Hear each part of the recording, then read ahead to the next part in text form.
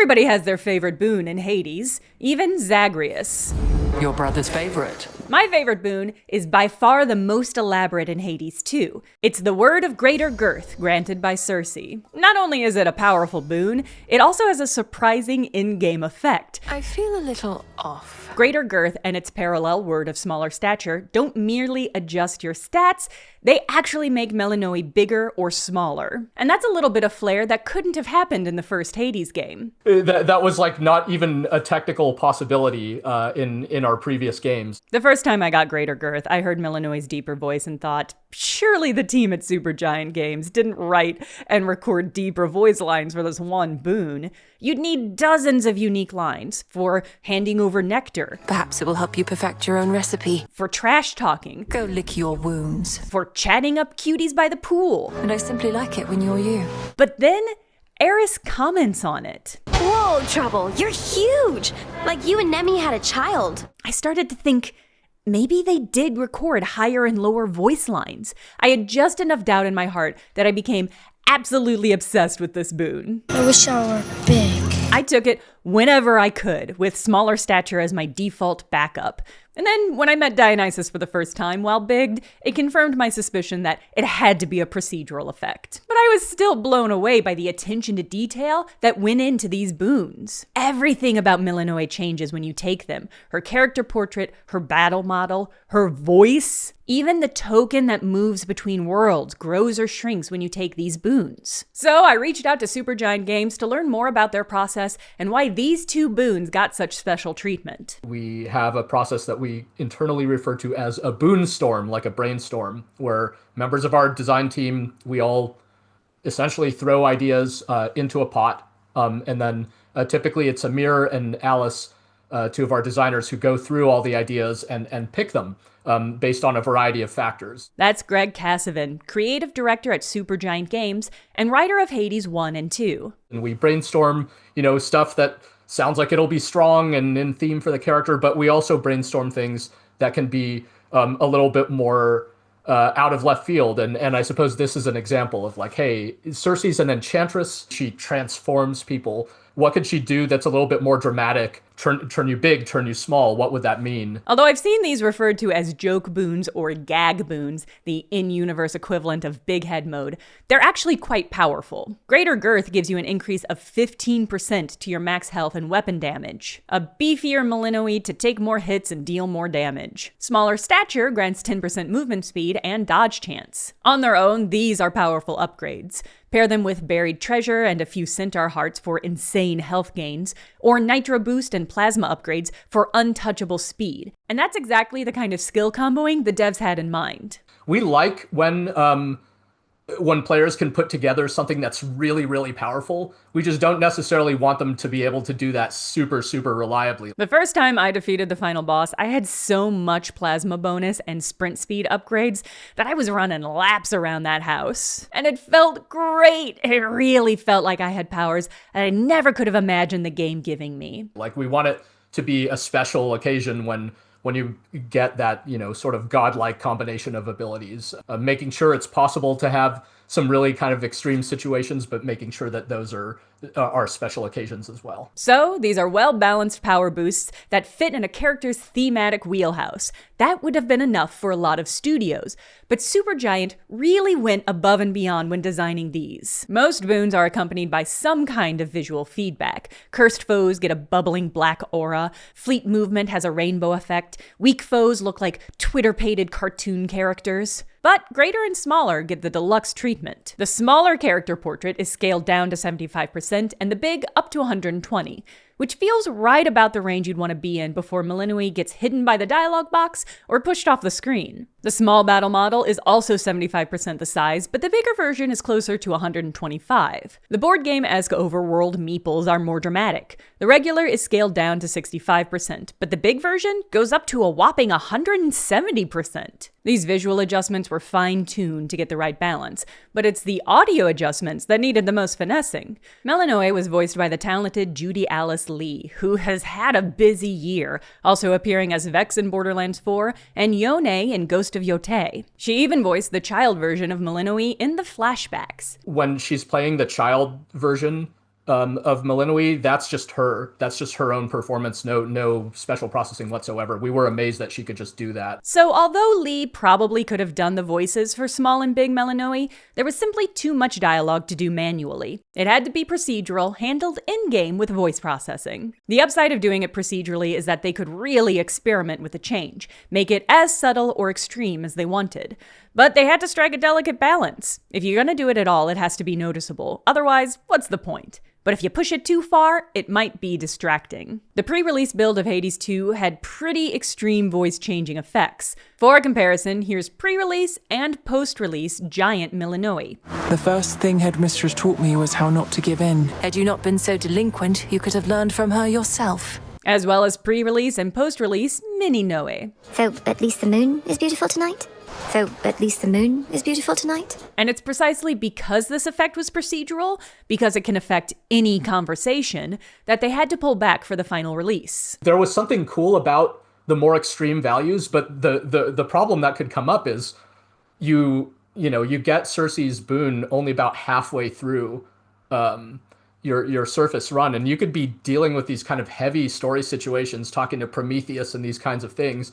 And when the pitch shifting was too exaggerated, it was just too ridiculous to have the entire rest. It was actually distracting, in a negative way. I think they found a good island between noticeable and distracting, but not every god in Shade agrees with me. These are by far the most talked about boons on Mount Olympus, and the response varies.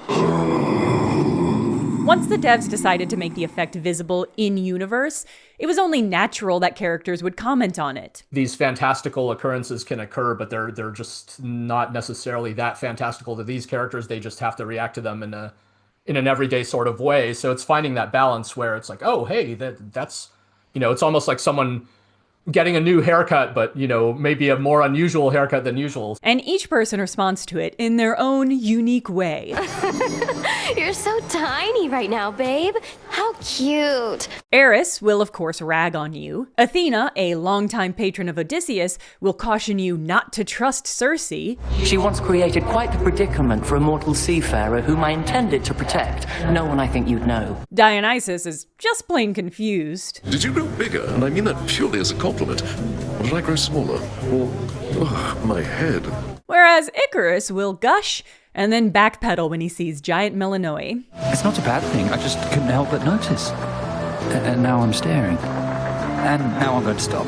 Don't worry, Icarus. I think a lot of players felt similarly. Anybody you can meet after getting this boon can comment on it. And that includes one person that is too big a post-game spoiler for me to include in this video. But I have included it in some of the bonus content on my Patreon, patreon.com/thejenna. Supergiant Games implemented a big change in how they made their games for Hades 2, and it's part of the reason why boons this elaborate were even possible. 3D figures can be pre-rendered and then put into a game as a 3D-looking flat image. This is fairly common in games, and it's how Supergiant handled every game up till now. And in that case, you can't adjust the size of anything on the fly without exposing the fact that it's just an image. But that changed for Hades 2. From a technical standpoint, this is the first game we've made that has real-time 3D rendered characters in it. So we could make them bigger. That was not even a technical possibility in our previous games. That means they could do crazy things like scale Melinoe up or down without distorting the image. And the same goes for enemy models. In Hades 1, armored foes can get dire perks if you activate the benefits package condition in the Pact of Punishment. They can move faster, attack harder, teleport, and drop fire traps. In Hades 2, the Vow of Fangs and the Oath of the Unseen grants all the same dire perks as the first game, with some new additions, including bigger. It gives a foe 20% more health and makes it 50% larger. And if that's randomly applied to an already large enemy, like the root stalkers that spawn in the morning field, they can get really big. Big enemies can also be cursed with morph, resulting in some absolute units, the Clydesdale of sheep. That's only possible because of the switch to real-time rendering. Otherwise, the scaled-up images would be pixelated and distorted. Most boons in Hades aren't this elaborate. But the attention to detail on Greater Girth and Smaller Stature is part of why Supergiant Games is such an incredible studio. And it's not just because they pander to people who love towering women. We don't go to the same level of detail necessarily with every single boon in the game, but in this particular case, yeah, the idea for these was fun. It seemed exciting, and we kept building on it until it felt like there was enough kind of world detail about it. And by becoming obsessed with this boon, I fell for Supergiant's trap. I was lured in by one of the core design choices that makes their games so engaging. We use the word reactivity.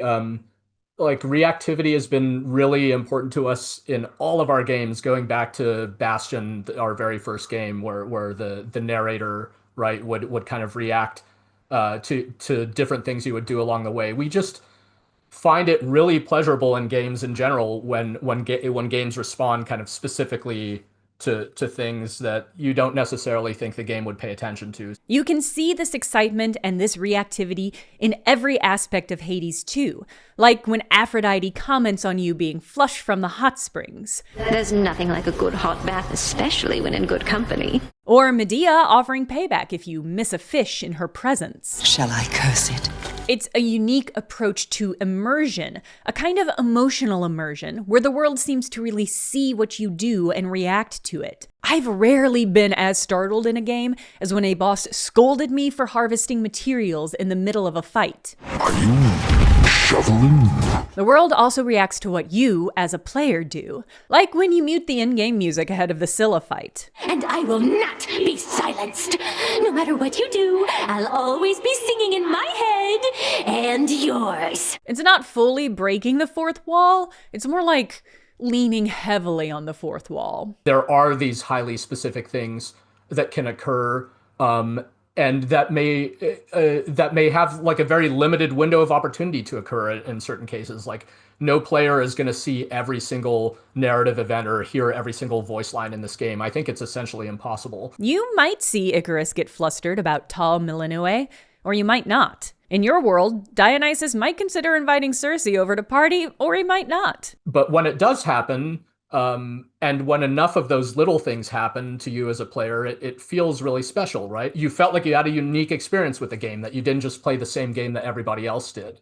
So we think that's part of, that's the magic of video games. That's one of the great things about Hades 2. Your playthrough is your playthrough.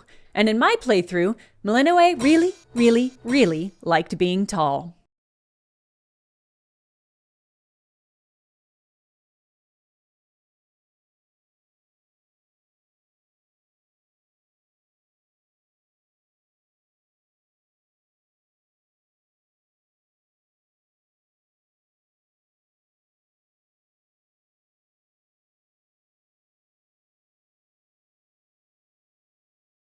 Relatively tall. She's still smaller than almost everyone. Thank you to all my Patreon supporters, and a special thank you to Entheogen and Zach. I actually heard that Hades 2 had boons based on both of them, but they had to cut them because they were too powerful. See additional excerpts from my interview with Greg, as well as a more full compilation of people reacting to size-changed Melinoe, up on my Patreon, patreon.com/thejenna.